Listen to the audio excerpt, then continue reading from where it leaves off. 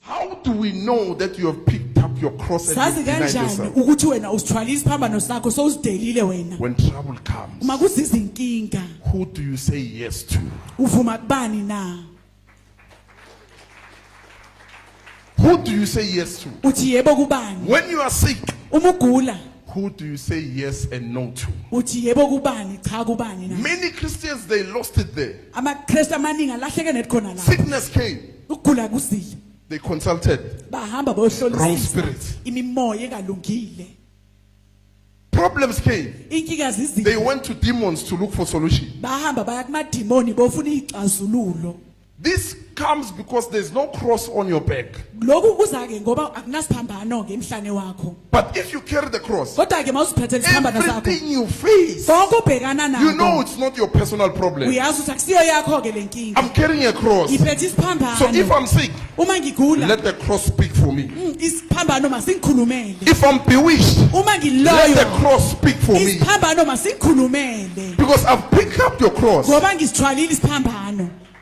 I'm no longer living for myself. Angisaziphileli mina. So if I live for you, Uma ngiphilela wena, defend your life, Jesus, in me. yo nele lempilo yakhe kimi. Jesus, defend your life in me. Lwela lempilo Not yakhe my kimi. life. Hayi yami impilo. Now you will pray correctly. Manje kuzokhuleka You kahle. won't say, save my life. Angeke ukuthi sindise Jesus, impilo save yami. your life in me. Oh Jesu sindise impilo yakhe kimi.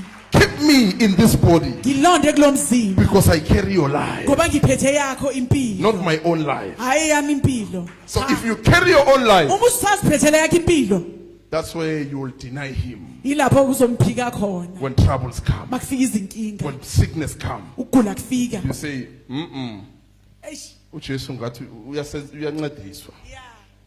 Ngathi angisamuzwa kahle. Ke ngiyomncedisa kancane. No, lento angisayizwa kahle. Akuhambi kahle, ke ngiyozwa ngale emhashweni. Because it's seseyakho impilo. But imagine ukhuleka. Baba ngiyagula. Sindisa impilo yakho ekimi. Hayiya, sindisa impilo yakho ekimi. Now the Holy Spirit comes. Manje umoya ingcwele. Wow. Lo muntu uziphikile lo. Uzidelile. The Holy Spirit heals you now. God Yakupholisa. answers your prayers. uNkulunkulu uphendula For it's the prayer of the righteous. ngoba umkhuleko olungileyo. Who is the righteousness of God? Ubani okulunga kaNkulunkulu? Jesus Christ. uJesu Kristu. The prayer of the righteous. Umkhuleko olungileyo. Meaning those who have Jesus in them. Kusho ukuthi laba abanoJesu kibo. Those who live for him, Laba baphilela yena. not their own life. Abangaziphileli bona. Not their own life. Nasimpilo zabo.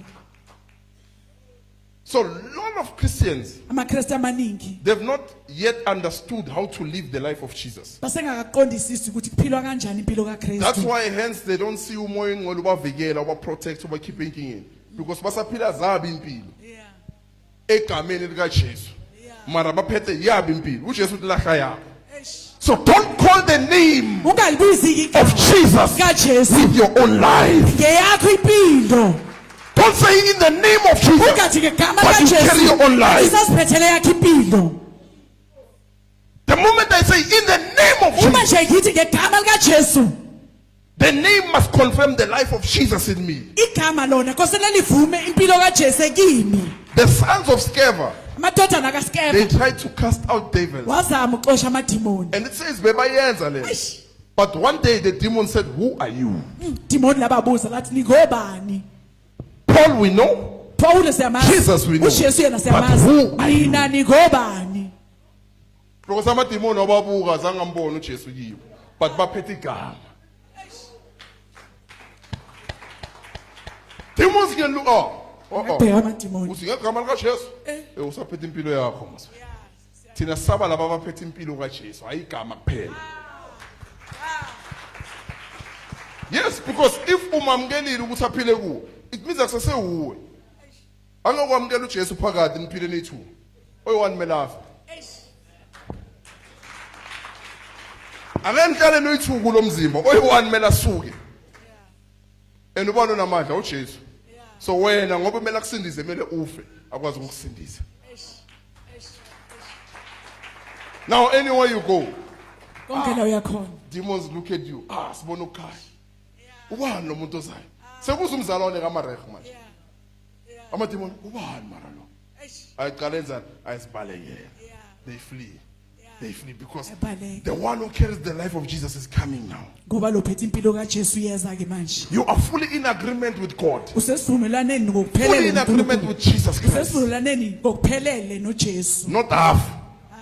hayi kancane So many are on agreement, not in agreement. abaningi baphezulu kwesivumelwano kodwa bekho phakathi kwesivumelwano Jesus wants to be in you, not on uJesu you. ufuna ukuba phakathi kuwe hayi ngaphezulu kwakho And for him to be in you, kuze abe phakathi kuwe you must die.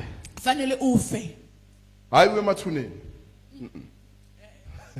Hayi emathuneni, mele ufe usaphila so. Ufa wenzani? Usaphila. Your desires wakho ayaphela. izinkanuko zakho So ufuna uJesu kuphela.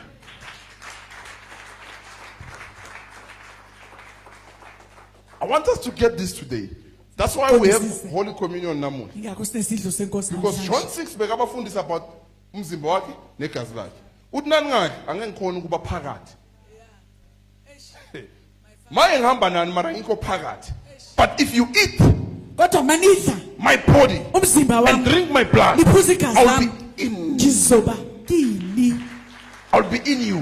zoba So phakathi wherever you appear, konke lapho uvela khona people will see me in you. abantu bazobona mina kini Not wena, bazobona mina phakathi kwenu. To show ukuthi nina senifile sekuphila mina phakathi kwenu. Holy Communion is taught wrongly.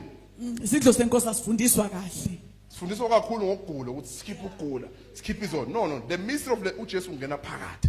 The moment you eat, he enters. uyangena He occupies. uyagcwalisa Because this is his death ngoba lokhu ukufa kwakhe and his resurrection. nokuvuswa kwakhe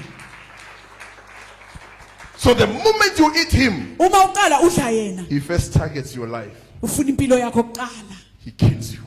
uyakubulala Niyazi inzima. He kills you in order to raise you. uyakubulala kuze azokuvusa So that naso uvusiwe sofana naye ngobe naye wavuswa. So na ngivusi shuthi uphakathi kulomzimba ufile. And ufuka ufakani kwezono zakho. Mina kulethe kufeni kwakhe akwazi ukukuvusa.